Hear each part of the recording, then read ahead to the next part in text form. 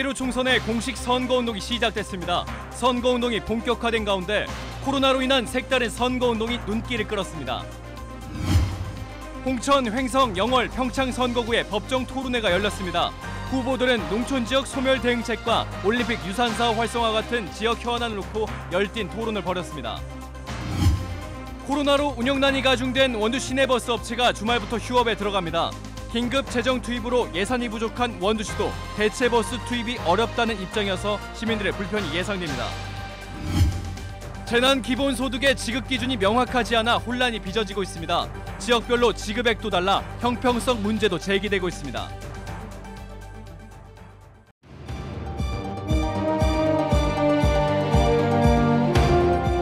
안녕하십니까. 뉴스데스크 원주입니다.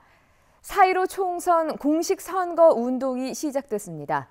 후보들은 아침부터 열띤 유세전에 나섰고 코로나19 사태를 고려한 색다른 선거 운동이 눈길을 끌기도 했습니다. 보도에 정다혜 기자입니다. 4.15 총선 공식 선거운동 첫날, 아침 출근길 주요 거리마다 유세 차량이 등장했고 후보자와 선거운동원은 마스크와 장갑을 낀 채 유권자들과 아침 인사를 나눕니다. 원주 을 선거구 더불어민주당 손기현 후보는 사회적 거리두기의 일환으로 적극적인 선거 유세 대신 같은 당 소속 후보와 함께 원주천 살리기 하천 정화 활동에 나섰습니다.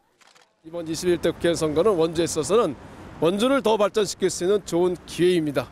시민들과 함께 저희 비전을 나누고 미래통합당 이강우 후보도 같은 당 소속 후보와 함께 중앙시장 일대에서 코로나19 합동 방역을 벌여 눈길을 끌었습니다.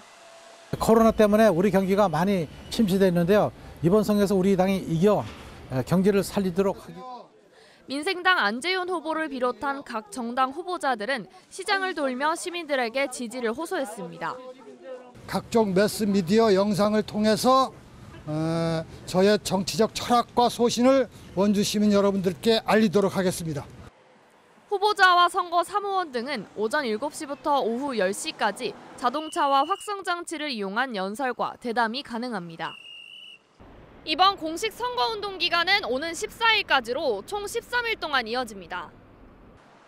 일반 유권자도 인터넷이나 문자 메시지, SNS 등을 이용해 후보자에 대한 지지 호소 등 선거운동을 할 수 있습니다. 다만 이번 선거에서 처음 선거권을 갖게 된 18세 유권자는 주민등록상 자신의 생일이 지나기 전에 선거운동을 할 수 없어 주의가 필요합니다. 사전투표는 오는 10일과 11일 오전 6시부터 오후 6시까지 진행됩니다. MBC 뉴스 정다혜입니다. 공식 선거 운동 첫날, 저희 원주 문화방송에서 홍천, 횡성, 영월, 평창 선거구 법정 토론회가 열렸는데요. 후보들은 지역 소멸 대응책, 올림픽 유산 사업 활성화, 교통 인프라 확충 방안 등을 놓고 열띤 토론을 벌였습니다. 황구선 기자입니다. 홍천 지역 민심 공략에는 후보들 사이 이견이 없었습니다. 방식은 조금씩 달랐지만 세 후보 모두 홍천 수건 사업인 경기 양평군 용문에서 홍천 간 철도 건설을 골자로 한 SOC 사업에 매진할 것을 다짐했습니다. 고질적인 고령화, 일손 부족 문제를 앓는 홍행영평 농촌사회 일자리 문제에는 다른 시각을 제시했습니다. 제2의 혁신도시 건설을 통해 청년들이 지역에 남도록 기업에 대한 규제를 완화하고 고용 촉진을 위한 지원으로 기업이 성장하게 농업을 가공하고 농산물을 생산하고 이걸 팔을 때 일자리가 가장 많이 생기는. 세계적인 동계올림픽을 치렀지만 빠르게 잊혀지고 있는 평창 지역 부흥을 위해 원 후보와 유 후보는 평화 테마파크 조기 조성을 약속했고 평화 테마파크 조기 완공으로 한반도 평화의 시발점인 상징성을 우리 후대에 남길 수 있도록 강원도는 즉각 약속을 이행하시기. 조 후보는 유산 사업에 있어 평창과 강릉, 정선이 다른 목소리를 내지 않고 지역 여론을 모아야 한다고 말했습니다. 강릉, 평창, 정선이 나뉘어서 각자 싸워서는 되지 않습니다. 하나로 뭉쳐가지고 상대 후보에 대한 검증용 질문과 해명도 이어졌습니다.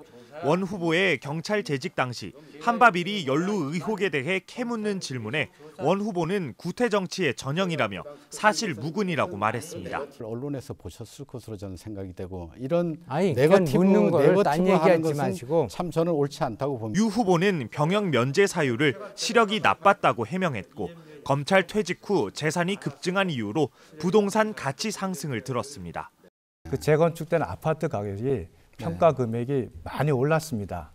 그래서 아파트 가격이 올랐기 때문에 무소속 조 후보는 당선이 되더라도 친정인 민주당에는 입당하지 않겠다고 선언하기도 했습니다.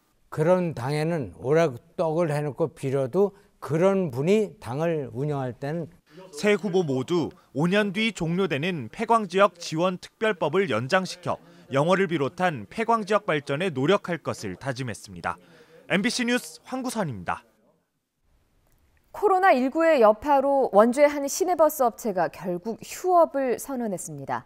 전체 노선의 4분의 1이 멈추는 것이어서 시민들의 불편이 예상되는데요. 코로나 사태가 길어지면 모든 시내버스가 멈춰서는 사상 초유의 상황도 배제할 수 없는 상황입니다. 보도에 조성식 기자입니다. 코로나19가 결국 시내버스를 멈춰 세웠습니다. 원주 태창운수가 4일자로 3개월 동안 휴업에 들어갑니다. 시내버스 46대를 보유한 태창운수는 지난 3월 초에 16대를 멈췄고 3월 중순에는 추가로 10대를 줄였지만 오는 4일부터는 아예 전체를 멈춰 세우기로 결정한 것입니다. 코로나19 발생 이후 운송 수익이 평소의 30% 아래로 곤두박질 쳤고 학교 개학까지 추가 연기되면서 더 이상 운영난을 견디지 못한 겁니다. 강제 파산으로 나갈 수 있는 위험성이 저희 회사로는 있고 그 유지가 돼야 할 거 아닙니까? 그 서민들을 위하여 없을 수 없기 때문에 정부에서 어떤 대책 수단을 해주기. 이곳 관설동에서 시작하는 50개 노선의 시내버스 운행이 당장 절반가량으로 줄어들어 시민들의 불편이 불가피할 전망입니다.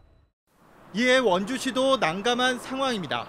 비수익 노선에 대한 손실 보전금을 미리 지급한 데다 코로나19에 긴급 재정을 많이 투입해 예산 여력이 부족한 상태여서 대체버스 투입도 선뜻 결정하지 못하고 있습니다. 아이들이 개학을 하게 되면은 다시 원상 복귀하겠다는 약속을 저희한테 했습니다. 그래서 이제 그때까지만 임시적으로다가 면지역 16개 마을이 시내버스가 아예 운행을 못하게 되는 경우가 생겼습니다. 그래서 이 지역은 저희 희망택시를 운영을 해서 이 같은 적자 상황을 버텨내고 있는 다른 시내버스 회사 2곳도 코로나19로 계약 연기가 한두 달 더 이어지면 휴업이 불가피하다는 입장. 사실상 유일한 대중교통 수단인 시내버스 전체가 멈춰서는 초유의 사태도 배제할 수 없습니다. MBC 뉴스 조성식입니다. 코로나발 경기 위축이 심화되면서 정부는 물론 지자체도 앞다퉈 재난 기본소득을 편성하고 있습니다. 그런데 지급 기준이 명확하지 않아서 혼란이 빚어지고 있고 일부에서는 형평성 문제도 제기하고 있습니다. 박민기 기자입니다. 코로나19로 얼어붙은 경기를 살리기 위해 일선 시군마다 재난 기본소득제 카드를 꺼내들고 있습니다. 정성과 홍천, 철원에 이어 인제군도 군민 1인당 지역상품권 20만 원을 지급하겠다고 밝혔습니다. 재원은 재정안정화기금 적립액 150억 원을 활용합니다. 지급 시기는 확정하지 않았지만 정부가 4인 가족을 기준으로 소득 70% 미만 세대에 100만 원씩 지원하는 다음 달 초 이전입니다. 1차로 마을 단위로 직접 찾아가서 지급하고 2차로는 읍면 행정복지센터에서 일괄 지급하는. 강원도가 생계와 생활, 경영자금으로 나눠 대상자를 선택적으로 지원하는 생활안정지원금 등을 합치면 세대당 최대 수혜 금액은 409만 4천 원입니다. 하지만 정부와 강원도의 지급 대상에서 제외되는 소득 상위 4인 기준 한 가구의 최저 수령액은 80만 원에 불과해 격차가 5배에 달합니다. 또 경기도 등 다른 광역단체뿐만 아니라 강원도 내 시군별 재정 여건에 따라 지급액이 달라 형평성 문제가 제기되고 있습니다. 하지만 코로나19 여파로 경기 침체가 심화돼 중앙정부가 지급식이나 예산 부담률을 확정할 경우 재난기본소득을 지급하는 시군은 더욱 늘어날 전망입니다. 지방비 부담 20%에 대해서는 정부 방침을 받은 다음에 소액이 얼마 되는지 좀 파악을 해서 그 이후에 이제 그 부담 방법에 관해서 검토를 해서 결정을 지을 계획이죠. 정부와 지방자치단체의 재정 완화를 통한 경기 활성화에는 동의하지만 보편적 복지와 선택적 복지, 지역별 형평성 등 해결해야 할 과제는 많아 보입니다. 재난 기본소득이 형평성 논란에서 벗어나 지역 경제를 살리는 마중물을 만드는 행정력이 필요한 때입니다. MBC 뉴스 박민기입니다.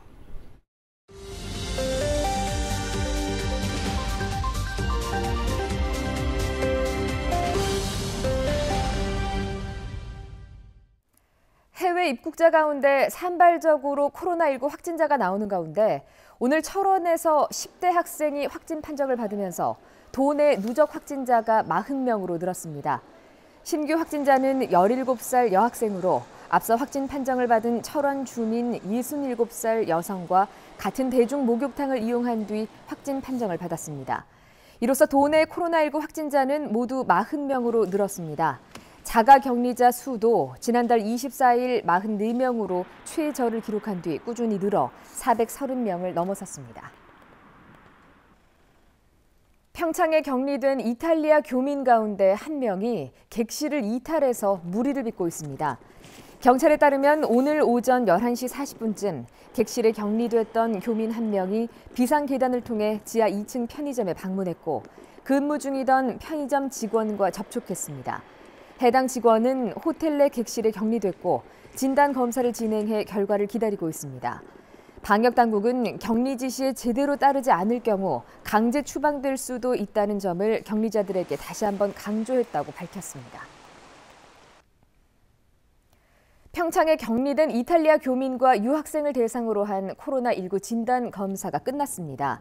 교민과 유학생 298명은 오늘 강원대 병원에서 파견된 의료진을 통해 진단검사를 받았으며 결과에 따라서 격리 기간이 결정됩니다. 검사자 가운데 한 명도 양성 판정이 나오지 않으면 최장 닷새 동안 호텔에 격리되지만 확진자가 나오면 2주 동안 격리됩니다. 한편 증상이 있어서 공항에서 진단검사를 받은 11명 가운데 음성 판정이 나온 10명도 나머지 298명과 같이 평창에 격리됐습니다. 오는 13일 도내 아동 양육가구에 1인당 40만 원 상당의 전자상품권이 일괄적으로 지급됩니다. 코로나19로 경제적 어려움을 겪는 아동 양육 한시 지원 사업에 따른 것으로 2013년 4월부터 2020년 3월 내에 출생한 아동 1인당 40만 원씩 아이 행복카드와 국민 행복카드에 돌봄 포인트로 지급됩니다. 지역 경제 활성화를 위해서 올해 말까지 도내에서만 사용이 가능하며 대형 마트와 백화점, 온라인 쇼핑 등 일부 매장에서의 사용이 제한됩니다. 원주시가 코로나19 확산 방지를 위해서 공공체육시설 임시 휴관을 무기한 연장했습니다. 뉴스데스크 원주를 마칩니다. 고맙습니다.